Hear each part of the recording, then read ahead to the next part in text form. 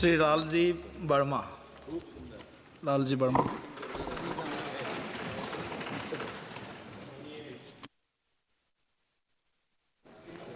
सभापति जी, आपने मुझे सामान्य बजट की चर्चा में अपनी बात रखने का अवसर दिया, इसके लिए मैं आभारी हूँ।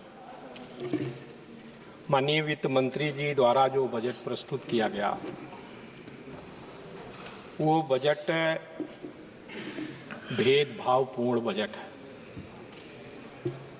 किसानों का, नौजवानों का, पिछड़े वर्ग के लोगों का, अनुसूचित जात का साथ अन्याय किया गया। किसी भी देश के विकास का रास्ता, भारत के विकास का रास्ता खेतों और खलिहानों से होकर गुजरता है।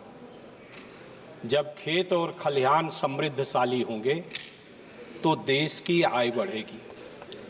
लेकिन इस बजट में किसानों के बारे में, उनकी एमएसपी की गारंटी देने के बारे में कोई बात नहीं रखी गई। मान्यवर, ये बजट किसानों के हितों की अनदेखी करने वाला बजट है। माननीय वित्त मंत्री जी ने कहा कि हमने अधिक बढ़ाकर एमएसपी देने का काम किया।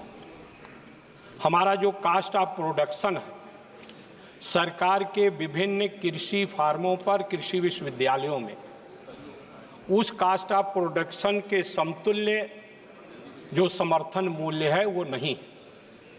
किसान का लागत मूल्य तो बढ़ गया महंगाई के चलते। खाद का दाम बढ़ गया, कीटनाशक दवाओं का दाम बढ़ गया, बीज का दाम बढ़ गया, डीजल का दाम बढ़ गया, बिजली का दाम बढ़ गया। उसके समतुल्य जो है, उसका जो एमएसपी है वो नहीं घोषित की गई, जिससे किसान की आमदनी घटी। दूसरी तरफ किसान जो खरीदता कृषि यंत्र, माननीय मंत्री जी ने अपने भाषण में जहां कुछ दूसरे सेक्टर को रियायत देने का काम किया, लेकिन कृषि यंत्रों पर 28% जीएसटी है, उसके बारे में कोई उल्लेख नहीं किया। मान्यवर बाबा साहब भीमराव अंबेडकर ने भी संविधान सभा में इस बात को कहा था कि भारत में सामाजिक और आर्थिक गैर बराबरी है। जब तक हम इसको दूर नहीं करेंगे, भारत को समृद्धशाली नहीं बना सकते। आज उस सामाजिक और आर्थिक गैर बराबरी को बढ़ाने वाला ये बजट है। जाति जनगणना का कोई उल्लेख नहीं है। इस बजट में पिछड़े वर्गों का जो आरक्षण है, उसको पूरा करने के लिए बैकलॉग के आधार पर भर्ती का कोई उल्लेख नहीं है। अनुसूचित जाति के रिजर्वेशन को पूरा करने का कोई उल्लेख नहीं है। इसके साथ साथ मान्यवर, किसान के जो समर्थन मूल्य है उसकी गारंटी का उल्लेख नहीं। मैंने बजट का विभिन्न हिस्सों में देखने का काम किया। पिछले वर्ष के मुकाबले उर्वरक पर कम पैसा रखने का काम किया गया। कृषि के बजट को भी जिस तरह से बढ़ाने का काम होना चाहिए, उसको उस ढंग से नहीं बढ़ाया गया।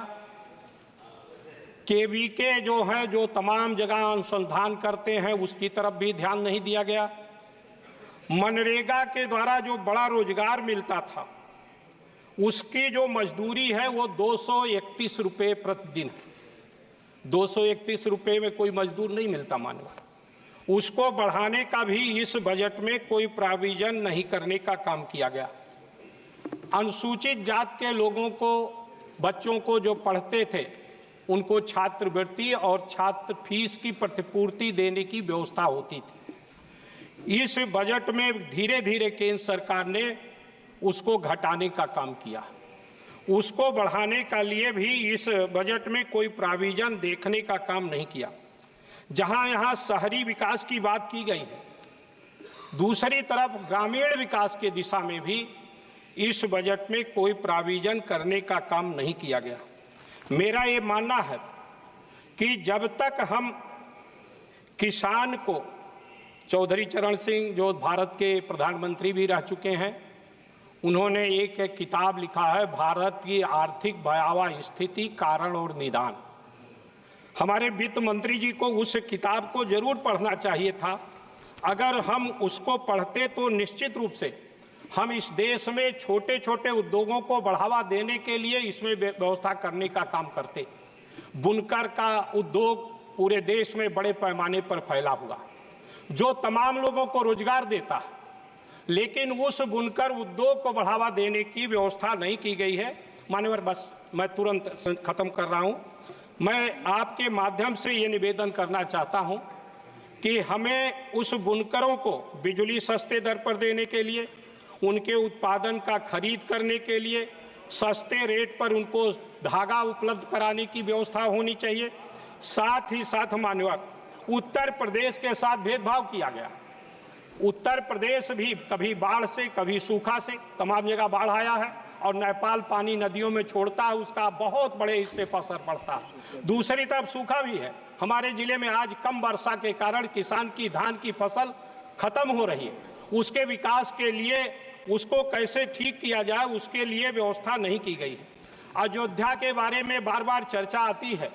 बनारस से माननीय प्रधानमंत्री जी चुनकर आते हैं।